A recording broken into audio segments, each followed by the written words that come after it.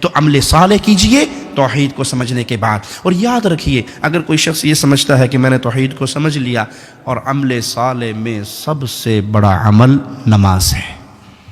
کیا عمل ہے؟ ہر عمل کی معافی کی کوئی نہ کوئی صورت ہے. مثال کے طور پہ آپ اللہ نہ کرے آپ میں سے کوئی شوگر کا مریض ہو، اللہ سب کو مسلمانوں کو شفا عطا فرمائے. اگر کوئی شوگر کا مریض ہے تو روزے کی چھٹی مل جائے گی اسے یا نہیں؟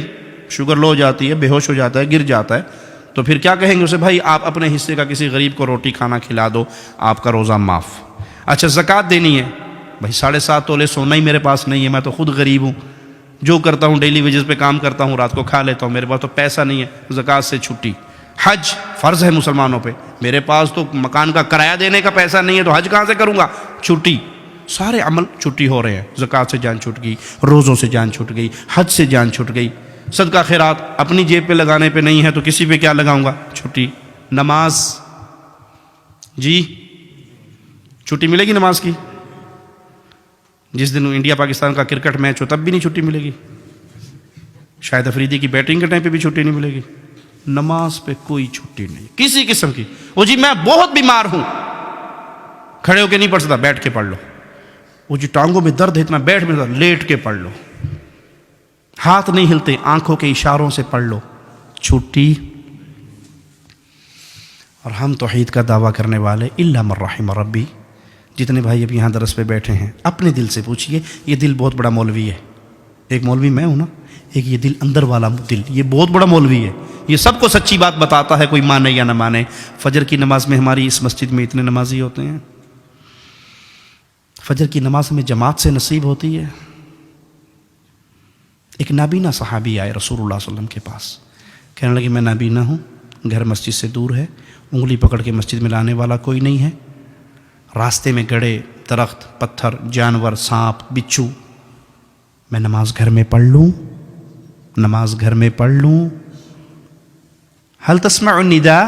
ایک ہی سوال میرے پیارے حبیب محمد رسول اللہ صلی اللہ علیہ وسلم، میرے پیارے نبی کا نام آئے تو محبت سے کہیں صلی اللہ علیہ وسلم. آپ ایک مرتبہ کہو گے صلی اللہ علیہ وسلم.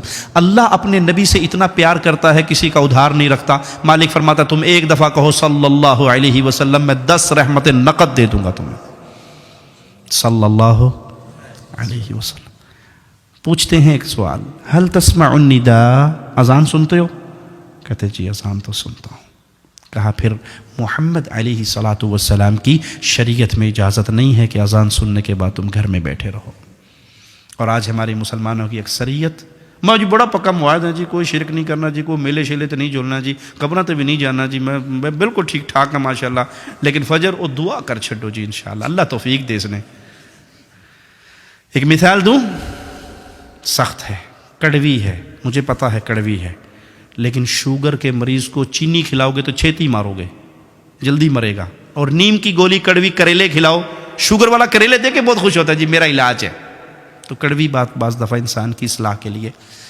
جو بے نماز ہے، میں دلائل کے بنیاد پہ اللہ کے گھر میں بیٹھ کے کہہ رہا ہوں، جو بے نماز ہے، جانور، ایک گندا جانور ہے کتا، جس گھر میں ہو رحمت کا فرشتہ نہیں آتا.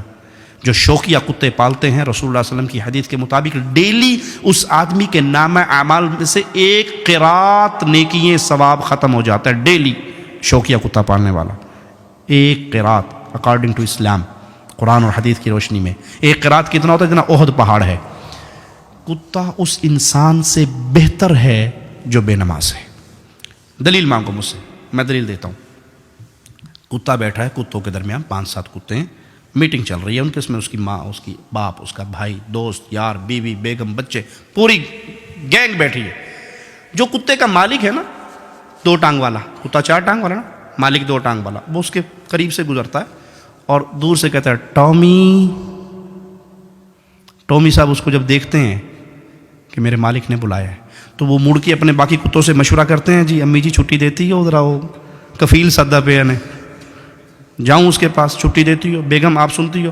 اس نے جیسے اپنے مالک کو دیکھا تو مڑ کے پیچھے نہیں دیکھتا، دیکھتا ہے پیچھے، دوڑ لگاتا ہے، اس کے پاؤں میں گرتا ہے، اس کے بوٹ چاٹتا ہے، چکر مارتا ہے، دم ہلاتا ہے، آگے پیچھے اپنی وفاداری کا یقین دلاتا ہے.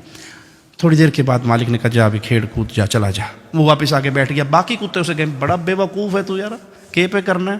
گرائیاں نو چھڑ کے کدھر بندے دے مگر ٹر پے ہیں؟ اساں تیرے رشتہ دار سا نا، دوست سا، ایک اچھی بلی میٹنگ پہ چل دی سی، درمیان چٹ کے اور ٹومی کیا تو چلا گیا ہے۔ کیوں گیا؟ تو کتا جواب میں کیا کہے گا؟ ناراض نہ ہو، تو میرے ابو تھے، بھائی تھے، بہن تھی، بیوی تھی، بیگم تھی، خالہ، ماموں، پھپھی سارے تھے، جس نے بلایا وہ میرا مالک تھا۔ جس نے بلایا وہ کون تھا؟ بولو، وہ میرا مالک تھا۔ جب مالک بلائے تو دوستوں سے چھٹی نہیں لی جاتی، جب مالک بلائے تو بھائیوں سے پوچھا نہیں جاتا۔ میں اللہ کا واسطہ دے کے آپ سے پوچھتا ہوں، جب حی علی الصلاۃ، حی علی الفلاح، فجر کی اذان میں الصلاۃ خیر من النوم آوازہ پڑتا ہے، یہ کس کی طرف سے پڑھ رہا ہے؟ بولیے، کس کی طرف سے؟ کون بلا رہا ہے؟ کون فلاح کا نعرہ، کون فلاح کے وعدے کر رہا ہے؟ اللہ کی طرف سے آواز آ رہی ہے، مالک کی طرف سے مقرر کردہ مؤذن اذان دے رہا ہے۔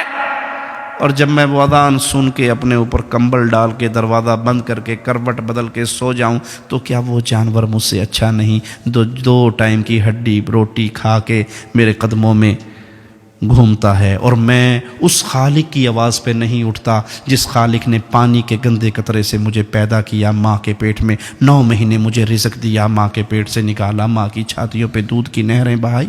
میں اس اللہ کا آوازہ سن کے پھر نہ اٹھوں تو مجھ سے کون بہتر ہے؟